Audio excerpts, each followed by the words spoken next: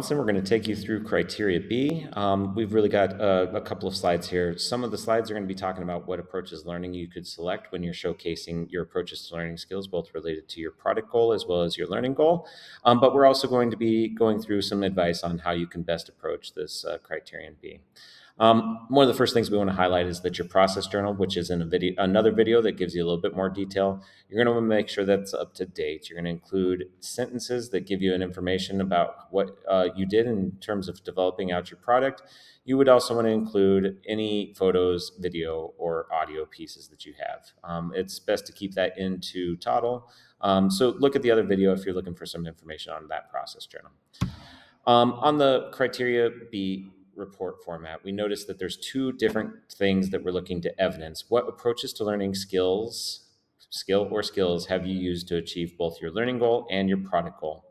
You're going to use evidence to explain how you use those approaches to learning to meet your learning goal. You're going to use approaches to learning and evidence to show how you achieved your product goal.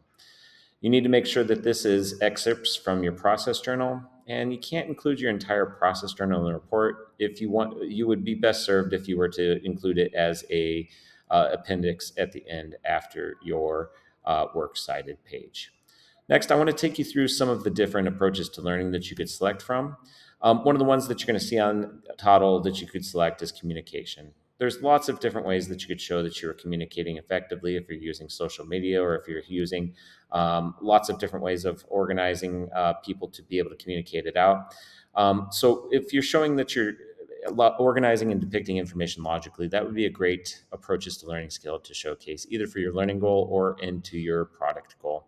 Not since everybody is doing a very different personal project from one another. It's no advice on whether this is the best, whether any of these are the best approaches to learning skills to select. You're going to find one that you feel has the most evidence that can be showcased in your Criterion B report. One of the other social approaches to learning skills is social. If you're working with a social media network, it might make sense that you're starting to build relationships and show how these are all interconnected, how you're helping people to become more connected. If you need to show how you're practicing empathy or negotiating, this is one of the ways that you could do it, is through this social approach to learning. More information of that is listed on Toddle. One of the other things is you could use self-management. One of the things I do want to point out on this is if you're using self-management, it is one of the ways that you could show an approach to learning. It is about organizing and using a logical system to make sure information is easy to access. Of note, at the bottom, you'll see that the approaches to learning action plan from Criterion A is not necessarily evidence of the self-management approaches to learning skill. So you do not get to use from Criterion A the chart that you built that shows what tasks that you undertook in order to organize out your product. Other than that, there's lots of ways that you could leverage data to represent information for your self-management skill. Another approaches to learning skill is around research. You'll see that there's lots of connections between various sources of information. Research could fit well into your Criterion B strand 1 in terms of your learning goal. There's ways that it could fit also into your product goal.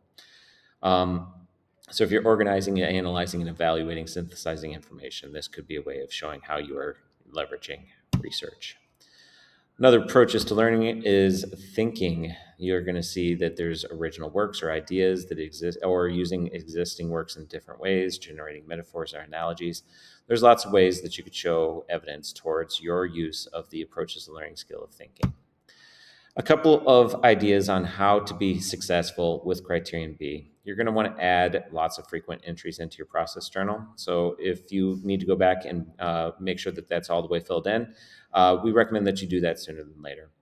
You're going to want to identify those approaches to learning skills. That's easily done on Toddle. You'll be clicking the box to see which one's best fit for your product goal and what would be fitting best for your learning goal. You're going to want to make sure that you choose those approaches to learning skills that are most significant and they show the best evidence.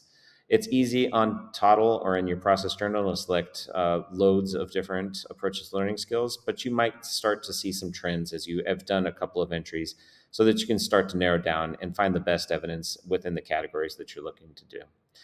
We find that it's best that you focus on 1 to 2 approaches to learning skills for your learning goal and 1 to 2 approaches to learning skills for your product goal so that you can explain them in detail. You want to make sure that you leave enough time and space in your report in order to best support your report with evidence. You're going to make sure that your product and learning goal are significantly different from one another. If they're too similar and it's difficult to distinguish how you use your approaches to learning skills to achieve your learning goal, uh, you want to make sure that it's very evident that you had two separate approaches to learning in these two goals. So make sure that you have your approaches to learning skills are a little bit different and that your two goals are separate.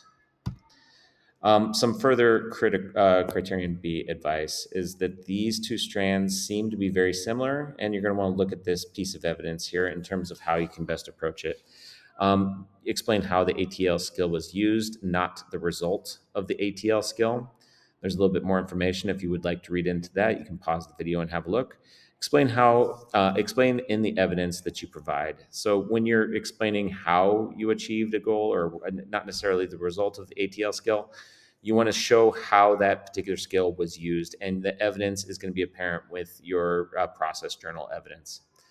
You're going to focus on one ATL skill for strand one and one different ATL skill for strand two. As a general piece of advice, you're welcome to do more than one approach to learning skill, but space is limited. And so it might be best if you were to consider using one ATL skill for strand one and one different ATL skill for strand two.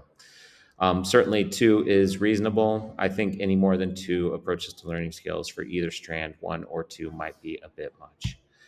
On Criterion B, strand one, here's a bit of advice. Explain how the ATL skills were used to achieve your learning goal only, not the product. If you're providing evidence of the product in the learning, it's not going to be a strong piece of evidence. So you're going to want to make sure that those two goals are separated between the learning goal and the product goal. On Criterion B2, you're going to notice that it says, if you choose self-management, do not discuss being organized or with time management, that the IB doesn't necessarily consider that new evidence, that this is redundant evidence if you discuss it as well. So self-management, it could be a approach to learning that you choose to use for Criterion B strand 2, but beware that there might be some areas that you really need to be careful with how you provide evidence for it. So that's some information on Criterion B. We encourage you to take a look at the template as well as the checklists that are available on Toddle under the support section. If you have any questions, please talk with your advisor, or if you have any other questions, you're welcome to speak with Ms. Brassington or myself. Thank you.